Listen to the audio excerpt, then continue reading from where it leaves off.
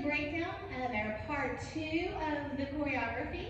We are walking with hip circles to the sides and also towards the audience and away from the audience. Now the thing to keep in mind is that our hips are doing the same thing even when we're going towards the audience and towards the back that they were doing when we were going to the right and the left. When I'm going to the right, my hips are making a circle that goes clockwise, starting on the front part and then the back part of the circle. So 1, 2, 3, 4, 5, 6. Now, to do our 8 count, we would finish that on out and come around, but instead we're going to do a little transition with our hands. But when I'm going to the right, just important to know that that hip circle is going clockwise from the front, left, forward, right, back, and back around to the left. When I'm going to my left, my hip circles are switching and going counterclockwise. It's going to start on my right, go across the front, to the left, to the back, and go back to where it started from. So when I'm going to the left, you can think of it like 1, 2, 3, 4, 5, 6, 7, 8. But again, we're going to do a little transition with our arms. When I'm going towards the audience and away from the audience, it's the same thing. Towards the audience, I'm just going to be angled that way, but my hips are doing the exact same thing that they were doing as I was going to the right. And if I'm going away, they're going in the same circle as when I was going to my left previously. Now, the arms, this would be the last thing to add on to it. So if the arms are confusing, just do the steps first and then add the arms on later when you feel more comfortable with how your hips are moving and how your feet are moving. We're going to have, when we're going to the right, left arm up, right arm out. And as I was saying about the transition, we're taking off the 7 and 8 with the hips. When we get to 6, we're just going to shift our weight on that and wait in our position with our feet and our hips staying the same while our arms move.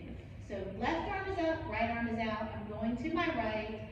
1, 2, 3, 4, 5, 6. And then as I'm out here, the way that my arms are going to transition is that my left one is going to come down in front of me and extend out. My right one is going to come up. Now I'm going to go to my left. 1, 2, 3, 4, 5, 6. And really, I'm not finishing out the back of that circle either time. I'm just kind of stopping and pausing there. My right arm is going to come down and out. My left arm is going to come up, and instead of going all the way up, it's going to touch the back of my head. And then I'm going to think about turning myself towards the audience. So now when I go towards the audience, I'm reaching out towards them. 1, 2, 3, 4, 5, 6.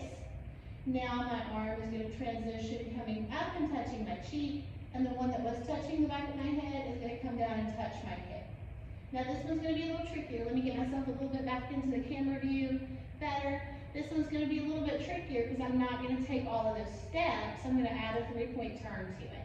So as I go towards my back, and I'm looking at the audience to make sure they're not, out of my view, I'm just going to take 4 counts to go towards the back, and then I'm going to finish it out with a 3-point turn. So 1, 2, 3, 4. Now this one actually does need to go ahead and end up back on that right leg because I need my left one free to turn left, right, left.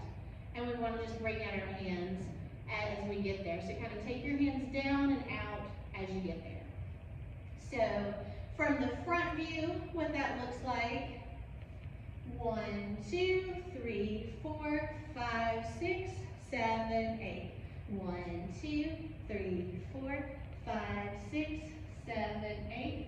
1, 2, 3, 4, 5, 6, 7, 8. 1, 2, 3, 4, 5, 6, 7, 8.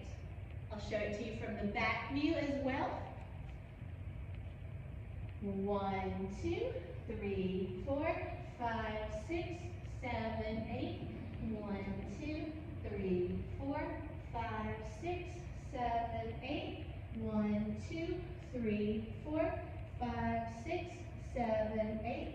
1, 2, 3, 4, 5, 6, 7, 8.